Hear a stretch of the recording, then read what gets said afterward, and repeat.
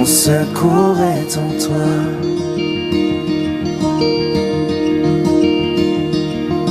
Je lève les yeux vers les hauts sommets. Toi seul est mon Dieu. Je proclamerai. Toi seul est ma force. Toi seul me... Vous tous que Dieu aime, vous tous sur qui Dieu compte, bonjour, bonsoir et bon après-midi. Tout cela en fonction de quelle heure vous nous recevez chez vous. Le Dieu de paix fait que vous nous suiviez en direct sur Facebook, vous nous suiviez en direct de YouTube, vous êtes là à la télévision, nous sommes contents. Que la grâce du Père, la communion de l'Esprit soit votre partage tous au nom puissant de Jésus-Christ. Jésus t'aime, Jésus m'aime, et il veut que nous puissions grandir, et il veut que nous puissions devenir matures. Nous voici dans la deuxième partie du message intitulé « La preuve de maturité ». Nous avons expliqué dans le message de la fois passée de quelle manière l'Éternel, notre Dieu, veut que nous puissions être des hommes et des femmes matures. Ayant dit les différentes étapes, les différents éléments qui montrent comment on peut devenir mature et qu'est-ce que c'est que la maturité et comment on peut aussi reconnaître que cet homme, cette femme est une personne mature. Nous avons montré tous ces éléments. Aujourd'hui, dans la deuxième partie, nous allons commencer par montrer, dans le point 1, nous allons dire qu'est-ce que c'est que l'immaturité. Parce que si nous parlons seulement de comment devenir mature, de comment reconnaître celui qui est mature, et de ce que c'est que la maturité, et de les éléments qui montrent qu'il y a la maturité dans la personne, mais sans montrer aussi l'autre face, parce que chaque médaille a deux faces. Il y a toujours une face qui montre un élément et une autre face qui montre le contraire. Le contraire de la maturité, c'est l'immaturité. En disant l'immaturité, nous allons voir comment est-ce que l'apôtre Paul a abordé la question de l'immaturité. Nous allons dans le livre d'un Corinthien, nous le prenons par le chapitre 3e. Verset 1er jusqu'au verset 2, la Bible déclare: « Pour ma part, frères et sœurs, je n'ai pas pu vous parler comme à des hommes dirigés par l'Esprit, mais comme à des personnes dirigées par leur nature propre, comme à des petits enfants en Christ. Je vous ai donné du lait, non de la nourriture solide, car vous ne pouviez pas le supporter. D'ailleurs, même maintenant, vous ne le pouvez pas non plus parce que vous êtes encore animés par votre propre nature. » L'apôtre Paul, dans certaines traditions, on dit là qu'il y a les chrétiens spirituels et les chrétiens charnels. Et il a dit que le chrétien charnel est celui qui est comparé à un enfant spirituel. Parce qu'un enfant, il agit pas avec les motifs qui le dictent selon Dieu, il agit selon ce qu'il sent, selon ce qu'il voit. Donc là, l'immaturité se présente, point A, par l'incapacité à recevoir une doctrine solide, l'incapacité. Donc quand tu te sens que chaque fois que tu es devant certaines vérités de la parole de Dieu et que ces vérités-là te compliquent, tu trouves que non, moi je ne veux même pas aller dedans ce qui m'intéresse, c'est avoir la vie éternelle. Le reste là, bon, je ne veux même pas chercher à comprendre. Mais tu seras comme un héritier, comme la Bible dit. Quand un héritier est encore enfant, son héritage sera légué à un administrateur jusqu'à ce qu'il devienne un homme mature. La volonté de Dieu, comme nous l'avons lu dans le livre d'Éphésiens dans son chapitre 4, est que nous puissions grandir jusqu'à la stature parfaite de Christ, que nous puissions ressembler à Christ, que nous ne puissions pas demeurer dans les premiers enseignements de la foi. Les premiers enseignements de la foi, c'est ce que l'on a appelé le lait. Tu diras, est-ce qu'un homme mature ou un adulte n'a pas besoin du lait? Tout le monde, à quelque niveau que ce soit, a besoin du lait. Qu'il soit un vieillard, qu'il soit un jeune, un bébé ou un enfant, un adolescent. Donc tous, nous avons besoin du lait. Maintenant, quelle est la particularité? La particularité se trouve que le bébé, lui, a seulement besoin du lait, n'a pas besoin de la nourriture solide.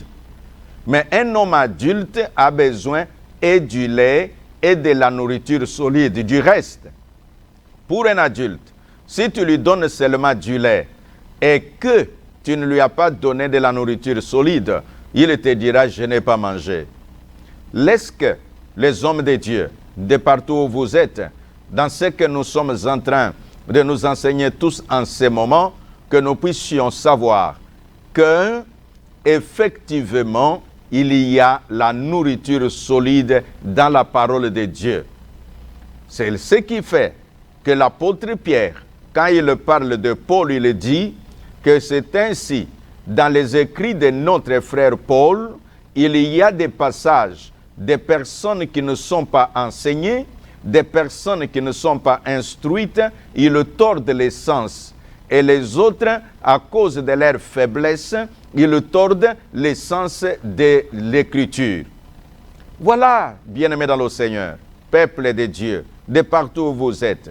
Vous-même qui parfois vous dites que nous ne nous intéressons pas aux choses de Dieu, ou parfois vous vous intéressiez aux choses de Dieu, mais à un moment donné, vous avez fait chute par rapport à la foi, ou vous êtes devenu apostate, vous commencez à renier la foi.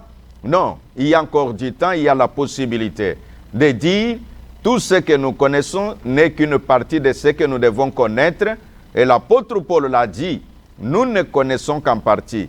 Le moment que l'homme pense que je suis déjà arrivé, que je n'ai plus besoin d'apprendre, immédiatement il va s'enfoncer. Surtout si tu es dans la position du leadership et que tu ne veux plus apprendre, et là, sache que tu es en train d'aller vers la chute. Autant tu y apprends, autant tu connaîtras. Autant tu connaîtras, autant tu sauras enseigner. Ne peut enseigner que celui qui a été enseigné. La preuve de la maturité, ici nous disons l'immaturité, c'est l'incapacité de recevoir la nourriture solide. Et Dieu ne veut pas que nous puissions demeurer des bébés. Dieu veut que nous puissions être des hommes faits, des hommes qui peuvent enseigner les autres.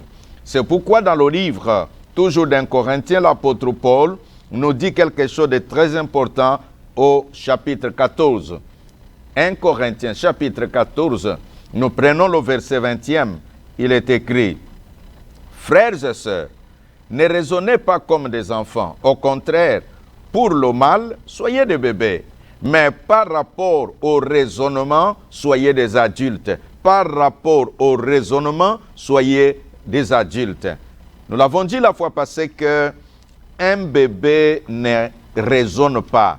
Il prend la chose là où elle est et puis il s'arrête et il refuse de raisonner. Toujours dans l'immaturité, nous avons dit 1. L'incapacité de recevoir la doctrine solide. B. Dans l'immaturité, c'est l'instabilité de la foi. Prenons le livre de Paul aux Éphésiens. Il dit ceci au chapitre 4, spécifiquement au verset 14e. L'apôtre est en train de montrer aux Éphésiens, il dit ceci. Ainsi, nous ne sommes plus de petits enfants, ballottés et emportés par tout vent de doctrine, par la ruse des hommes et leur habileté dans les manœuvres d'égarement. Ce passage montre l'instabilité de la foi comme un signe de l'immaturité. Quand tu vois quelqu'un qui tu lui demandes, tu as pris au nom, moi j'ai circulé toutes les églises qui sont en Virginie.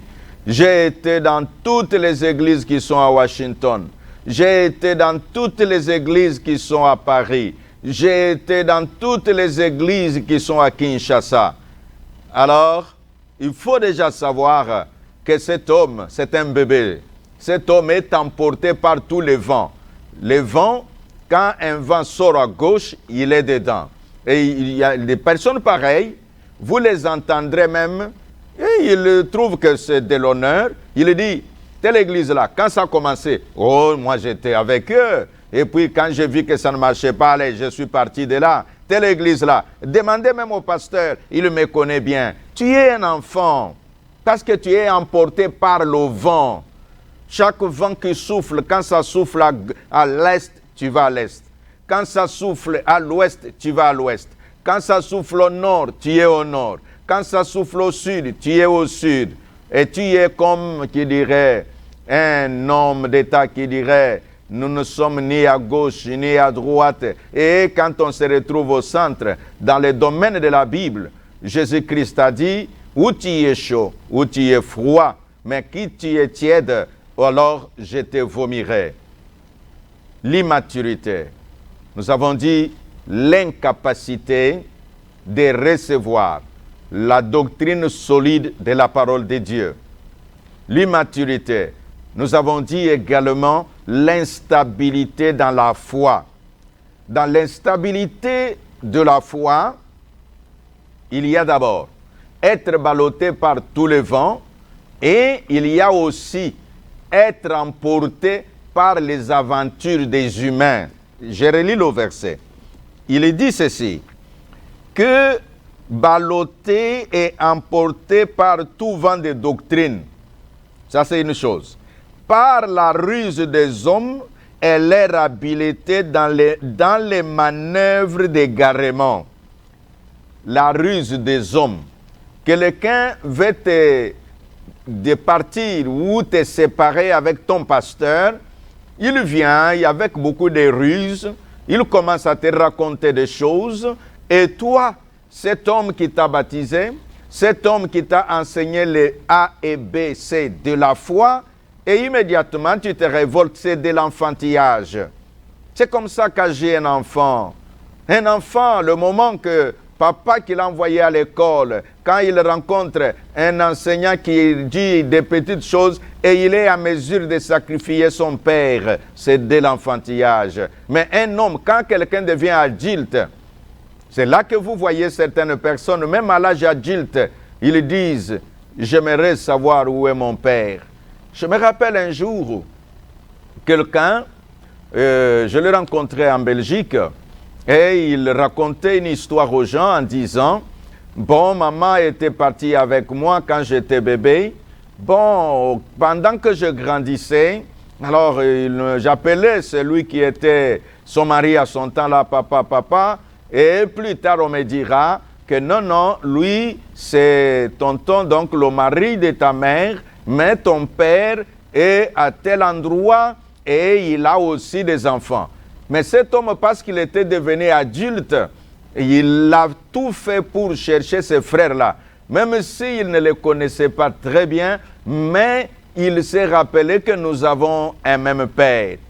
Là où tu es, dans ta position actuelle, quand tu entends la parole de Dieu, est-ce que tu peux te dire que tu es un chrétien mature ou bien tu es un chrétien immature?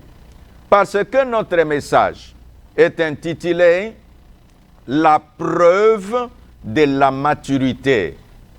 Nous allons continuer, nous avons dit là l'immaturité et le point qui suit.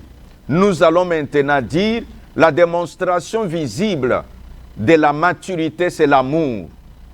L'amour, comme nous enseigne la parole de Dieu, est ce qui doit animer tout enfant de Dieu.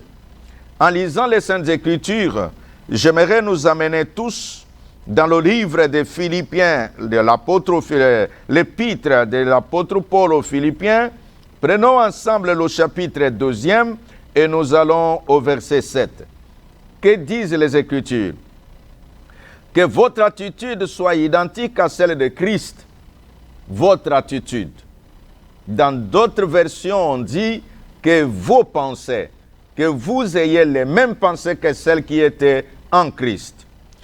Lui qui est de la condition divine, il n'a pas regardé son égalité avec Dieu comme un butin à préserver, mais il s'est dépouillé lui-même en prenant une condition de serviteur, en devenant semblable aux êtres humains.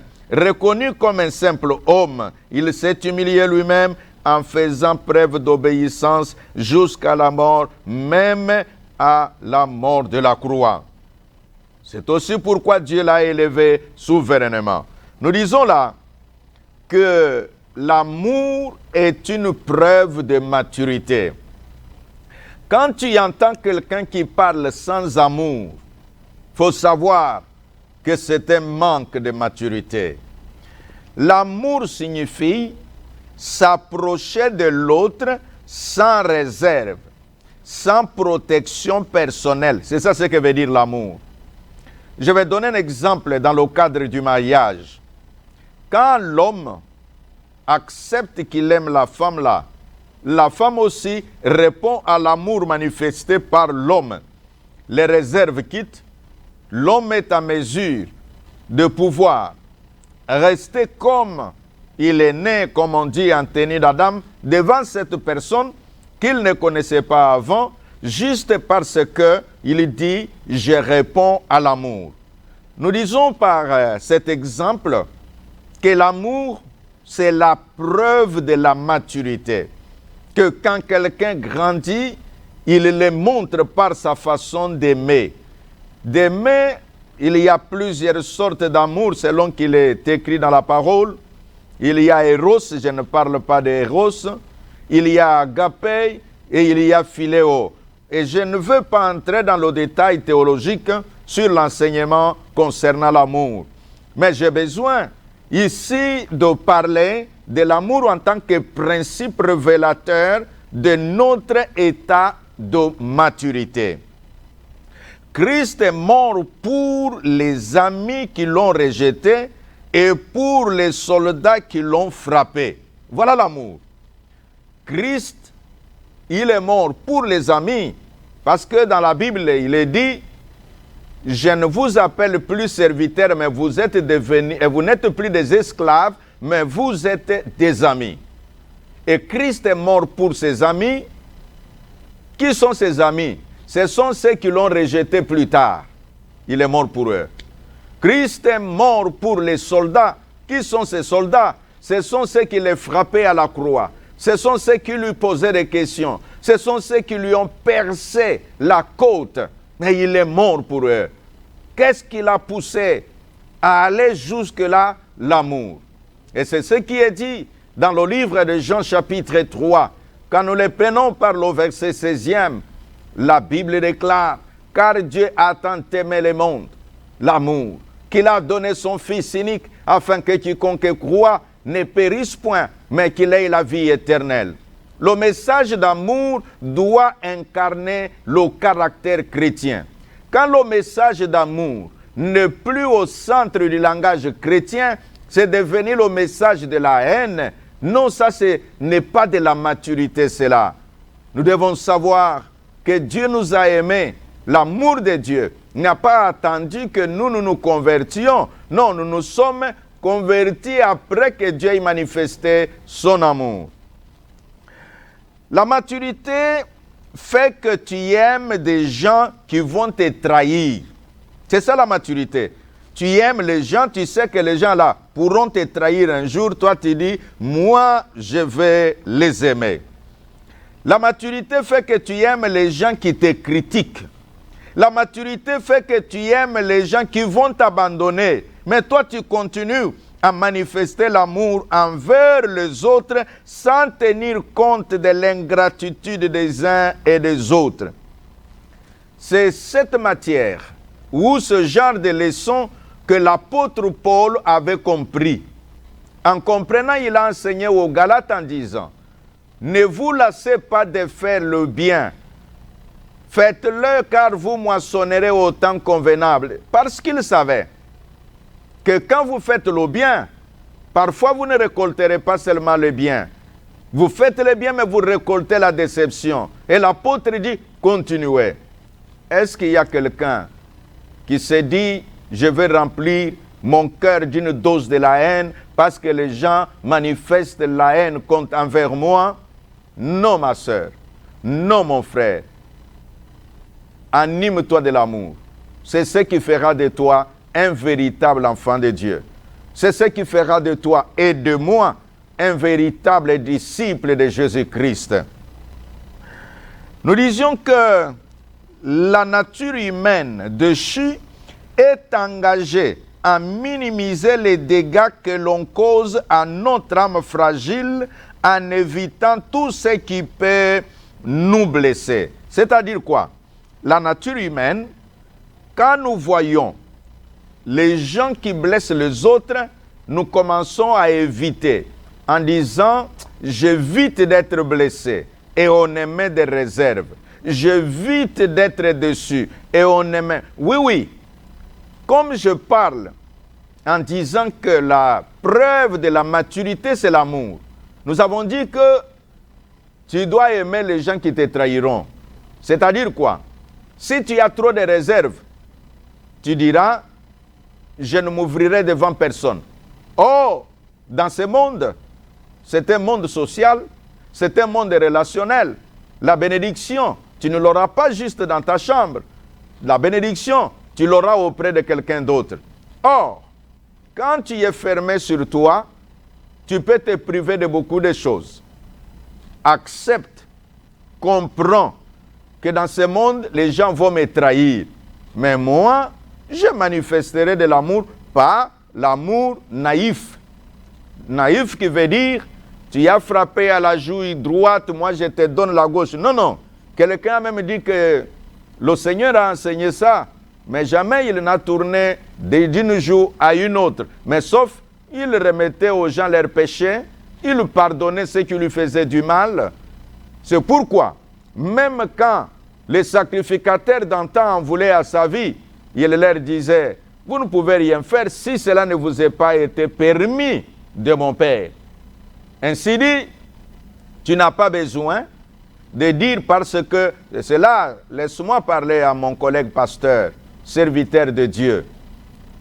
Tu dis parce que j'aime l'Église, je veux mourir pour le peuple de Dieu. Non, non. Jésus est mort pour ce peuple-là. Et il n'y a pas quelqu'un d'autre qui mourra à la place de l'autre. Mais nous servons le peuple en complémentarité de ce que Christ a fait à la croix. Et nous travaillons, comme dit l'apôtre Paul dans le livre de 2 Corinthiens, en disant que nous sommes ouvriers avec Dieu. Ça veut dire quoi? Dieu lui-même travaille dans les cœurs des uns et des autres. Et nous, humainement parlant, Dieu nous utilise pour parachever son œuvre, pour compléter manifestement, parce que Dieu utilise un semblable afin de pouvoir convaincre l'autre semblable. Jésus est mort pour son peuple. Quelqu'un disait, moi, je suis l'épouse de Christ, et donc... Et tu trouves la dame, elle est toujours, j'aime beaucoup Jésus, moi c'est Jésus mon mari. Non, madame. L'Église est l'épouse de Christ. Bon, toi tu es membre de l'Église. Donc c'est l'Église dans son ensemble. Si tu es une femme mariée, reconnais ta position en tant que femme mariée, reconnais quand est-ce que tu dois prendre soin de ton mari, quand est-ce que tu dois prendre soin de l'œuvre de Dieu, quand est-ce que tu dois faire tel. Donc faire la part des choses. Je suis en train de dire, la preuve de la maturité, c'est l'amour. C'est là que tous avons été victimes par les autres. Ceci veut dire que vivre dans ce monde déchu, c'est vivre avec des personnes blessées. Comprends maintenant que la personne que tu vois agir, de partout où nous allons, tu es au bureau, tu ne sais pas combien de fois cette personne-là a été blessée. Et cette personne a besoin de quelqu'un qui peut lui manifester de l'amour. Et là, pour y arriver, toi-même tu as tes propres blessures. Et tu te dis, j'aiderai les faibles. Je ferai en sorte que celui qui se sent méprisé se sente honoré. Et Dieu veut cela. C'est une preuve de maturité. Donc en disant que chacun est victime et nous vivons dans un monde avec des gens, des hommes et des femmes blessés, pour certains, l'amour n'est pas l'objectif, mais la protection de soi est la priorité. Oui, chaque homme sur la terre a besoin d'être protégé. Mais quand nous aimons, à des moments, nous nous disons, Dieu nous a cherchés par Jésus-Christ, et donc nous aussi, nous devons aller vers les autres par amour, non pas seulement par bénéfice de ce que nous aurons. Ne savez-vous pas l'enseignement de Christ où il dit, si nous voulons bénéficier de ce que les hommes feront pour nous aujourd'hui, mais auprès du Père, qu'est-ce que nous allons encore attendre? Un homme mature sait que quand je manifeste de l'amour envers les autres, il y a un principe naturel, un principe divin qui se manifestera selon lequel, quand la graine tombe dans la terre, elle ne revient plus seule, elle reviendra multipliée. Et donc, autant tu manifestes l'amour envers les autres, même si l'autre sur qui tu as posé un acte d'amour t'a dessus, sache, l'Éternel Dieu te les rendra par d'autres même que toi tu ne connais pas. C'est là que la Bible parle que tu moissonneras là où tu n'as pas semé. Laisse que cela soit ton partage au nom de Jésus. Les personnes matures sont engagées au même moment dans la protection personnelle, aussi dans l'encouragement des autres à s'approcher de Dieu. Voilà des hommes matures. Qui signifie quoi? Tu fais les deux. Tu veux aider les autres et tu te protèges aussi. De peur, comme dit la parole, que toi qui dis que tu es debout et tu vas relever les faibles, tire attention que toi-même aussi ne tombe pas en allant ou en voulant relever les autres.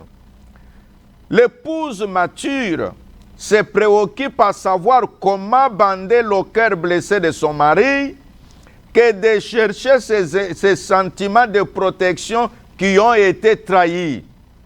L'épouse mature ou la femme mature va voir, est-ce que mon mari est-il en train de réagir à cause de son cœur blessé, ou bien elle va seulement se mettre dans les justifications, j'ai été trahi, c'est pourquoi j'ai fait. Et le mari mature reconnaît sa propre lutte interne du déséquilibre, mais sans trop réclamer à sa femme d'être ce qu'il veut qu'elle soit. La femme n'est pas une chaise que quand on prend un marteau, on enlève un pied, et quand on prend la soudure, on remet le pied. Non. Il y a des hommes, qui ne sont pas matures bien sûr, qui pensent que je ferai de ma femme qu'elle devienne celle que je veux. Non, la femme est un être humain. En tant qu'être humain, tout être humain sur la terre, Dieu l'a créé avec un libre arbitre. Et ayant été créé avec un libre arbitre, même si tu peux la rendre hypocrite en craignant les menaces que tu lui fais chaque matin, chaque soir, mais dans son fort intérieur, il y a sa volonté. Comprends, mon ami. Un homme mature réalise que moi-même là, même si je suis marié, même si je veux faire sentir à celui-ci que tu es ma femme, mais j'ai aussi mes luttes intérieures. Dès que tu comprends ça, tu réaliseras que cette femme a aussi besoin que je puisse lui manifester la tendresse voulue, que je puisse lui manifester l'amour voulu. Et là, je recevrai en retour la soumission et le respect que je réclame.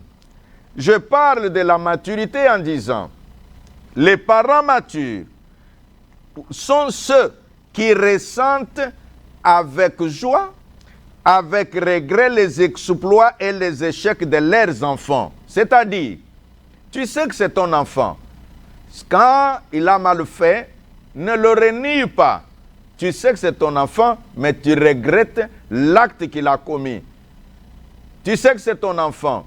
Il a eu des exploits. Tu vas te réjouir avec lui.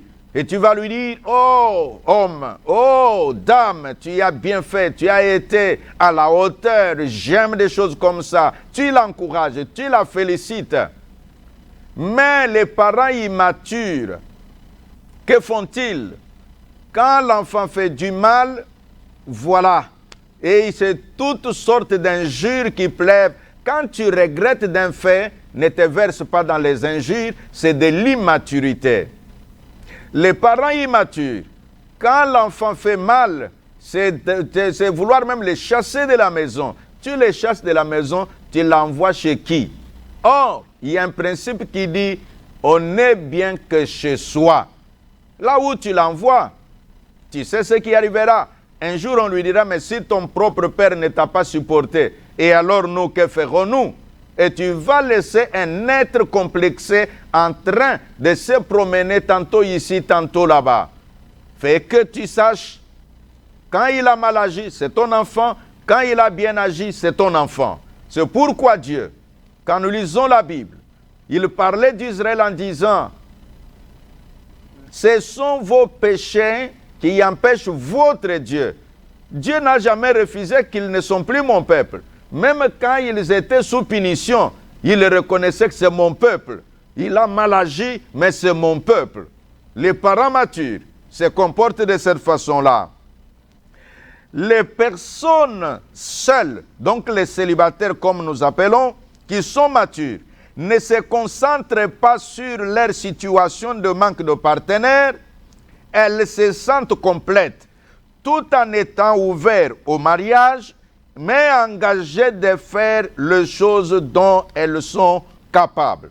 Mais les personnes seules ou célibataires qui sont immatures, non, tout le temps, c'est se plaindre, tu as des diplômes au lieu de chercher un bon travail et de faire ce que tu peux en attendant que le mariage vienne. Non, non, la personne reste là, bras croisés, parce que j'attends le mariage, parce que j'attends celui... Non, deviens mature, madame.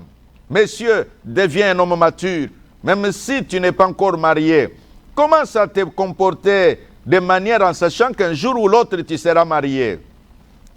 Les chrétiens matures savent comment être responsables du bien-être de leur pasteur, de l'avancement de leur église, sans croiser les bras, en rejetant le fardeau sur les autres et en accusant les uns et les autres d'être la cause de l'échec.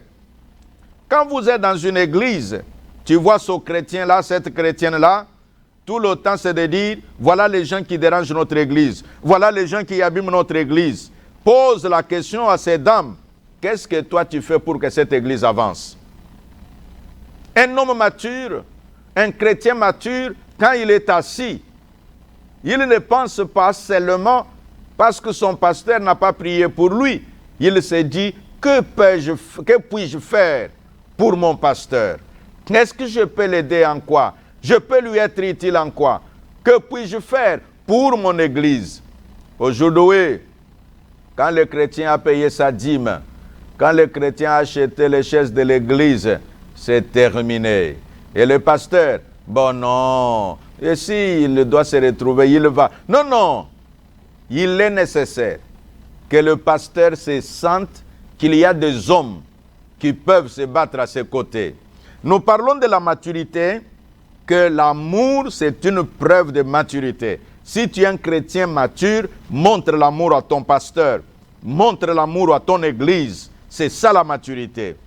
Les hommes matures sont patients envers les autres.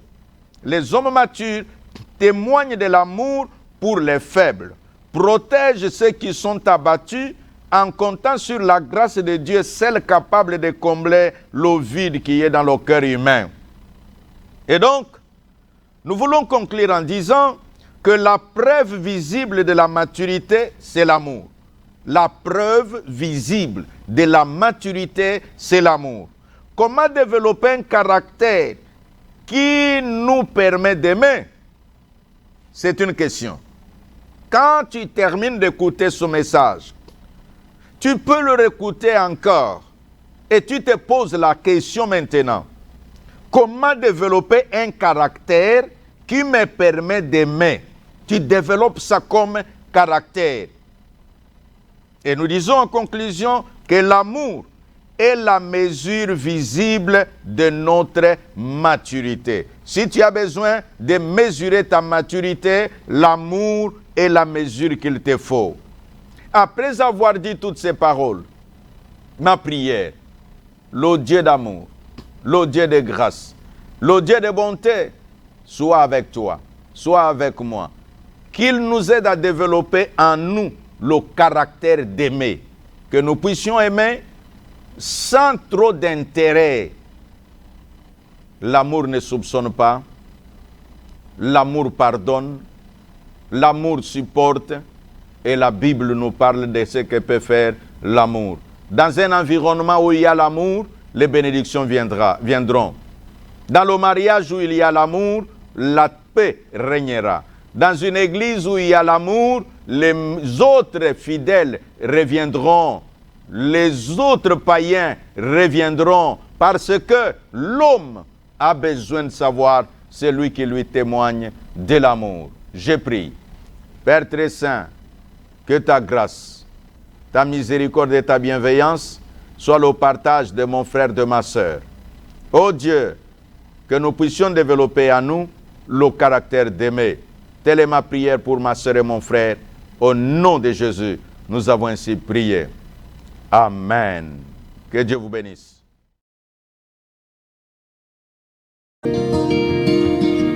Mon secours est en toi.